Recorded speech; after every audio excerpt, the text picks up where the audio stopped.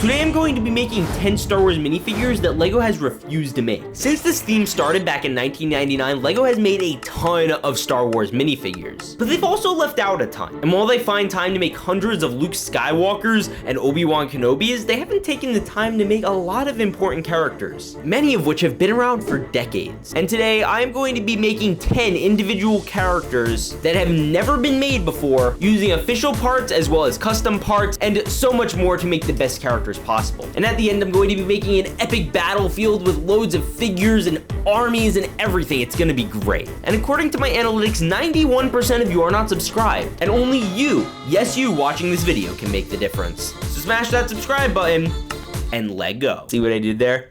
Let go. Now, the first minifigure we're going to be making is the legendary pilot 9 Num. 9 is one of the only aliens that was in both the original and sequel trilogy. And let me just say, he's my absolute favorite. Now, believe it or not, he's never actually been made in LEGO form before. But you know who has? His brother, 10 Num. He pilots a B-Wing. I have this figure, it's very cool, but this is the only Celestin we have, so I'm gonna need to borrow his head. So then I took a torso that I thought worked really well and obviously put the head directly onto it and gave him some red arms, black gloves, and a little brown hat. I tried my best to really replicate the way the character looked, and I think I did a pretty good job. Now, something I recently learned is apparently he died in episode 9. Yeah, I just learned this. It was confirmed on Twitter. Episode 9 was a mess. Either way, I am going to be recreating that scene, so I'm going to be taking out my Tantive 4 set, putting him in there as well as some other rebels, and, you know, I guess recreating that fateful scene where apparently he died. Now, the next one we're going to be doing is Baby Yoda's potential mom, Yaddle. This character basically exists because one day George Lucas woke up and decided, I want a female Yoda. And we actually didn't know much about her until very recently, where she was brutally murdered in Tales of the Jedi. This is a new show, I strongly recommend. But luckily, she's actually a pretty simple character to make. And since she's female Yoda, all I have to do is just give her female hair, and that's all it takes. And I figured we'd build her into a little duel between Dooku and herself, so I swapped out Dooku's face and made it look a little more appropriate for the time period, and we added some extra little detailings on the ground just to make the battlefield extra fun. And now we got to recreate that absolutely glorious beheading.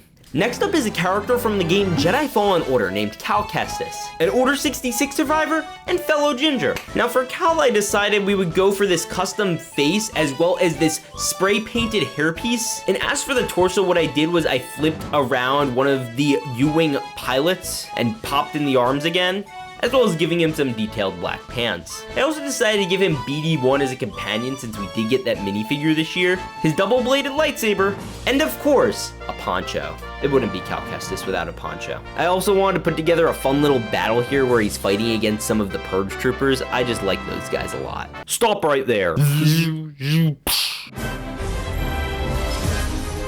Now, next up, we are going to be doing some clone troopers. Now, LEGO has refused to make a ton of clone troopers from the show The Clone Wars, and I want to see these made terribly. Now, I decided to choose some of my favorites, so let's start with Fives. Now, Fives is the ARC Trooper. He is sick, and he almost ended Palpatine's plans for Order 66. For Fives, what I did was I got the 501st legs, put a ARC Trooper torso on them, and put in blue arms, and then I bought a custom waistcloth to put around that as well as his neck, and then I put in a face and the 501st Jetpack Trooper helmet. I thought this was a pretty decent representation. The helmet isn't perfect, but I think it probably best replicates the character. Next up, I made Heavy. He had a last stand on the Rishi moon and effectively saved the planet of Kamino.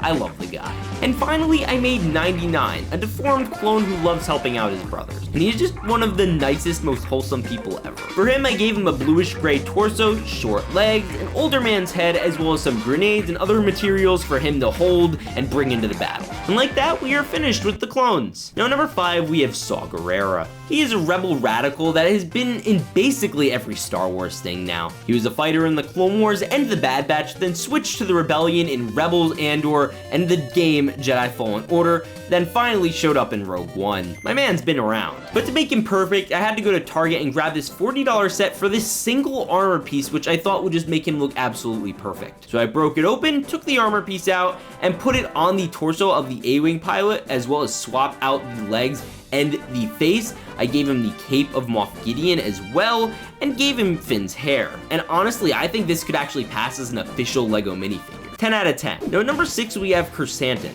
This guy was a prominent character in the show Book of Boba Fett and has been made in the game The Skywalker Saga. But unfortunately, he has not come out in a Lego set yet, and I don't know why. He is the coolest thing to come out of the show. So the first thing I had to do was go to the craft store and pick up some gold, silver, black, and white paint markers. And then I got the piece for Chief Tarful, one of the main Wookiees that has been made in Lego. And if I mess this up once, I have to completely start over again. So let's hope this doesn't become a disaster.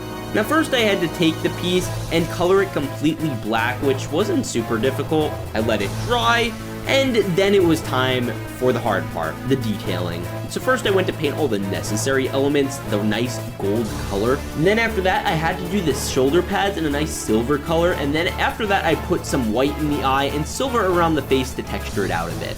And then I attempted to do some of the back, and it just didn't work. And then all I had to do was use some clear spray paint to seal it off, place it on a black torso and legs, and boom, Chrysanthemum is done. 10 out of 10, great figure. Next up is the old librarian Jedi who memed on Obi-Wan Kenobi in episode 2. She's really not that exciting, but Lego hasn't made her, so I met her. For her, I took the hair and head off of Aunt May from my Spider-Man set, found a great Jedi torso, as well as some legs that suited her, then I gave her a book and a lightsaber. Honestly, a very simple character, so I wanted to give her a little bit of a library. So I started building up, I gave her a desk like any normal librarian, and gave her some younglings to consult, because that's what her job is pretty much. Sure hope nothing happens to them.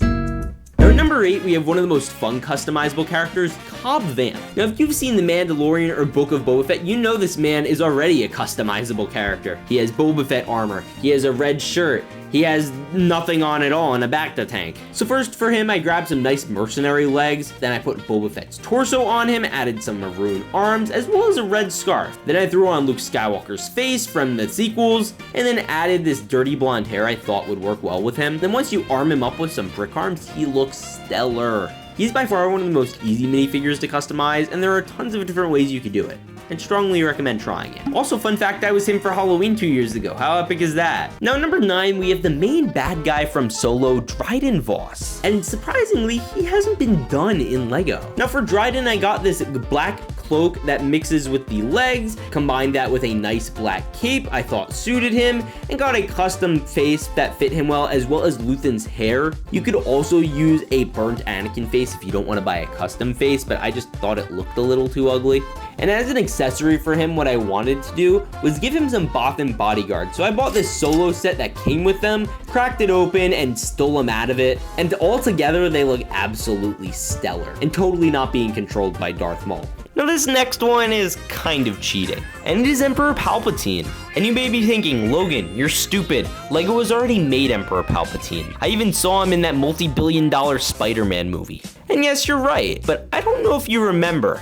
Somehow Palpatine returned. And Lego has not made the cloned version of Emperor Palpatine. So I took the responsibility and decided I needed to do it myself. So for this, what I did was I took the black torso and dress from the minifigure of Jafar, as well as gave him an old face and hands and put on his cloak to best replicate the evil Palpatine we saw in The Rise of Skywalker. That guy was certainly creepy. Did you see his fingernails? Ugh. And I decided for his build, I just wanted to recreate the scene where he fought all the Jedi. Oh, no, not all those Jedi. I just mean Rey. This was the dumbest crap I've seen in a movie. And now that we have all of our custom minifigures done, it is time to set up the battlefield. So what I did was I took this build I made a while back that is based off of the Republic Venator in Battlefront 2.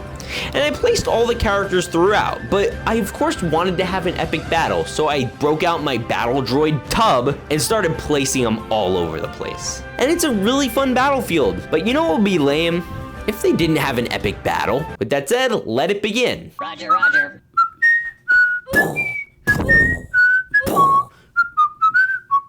Roger, roger.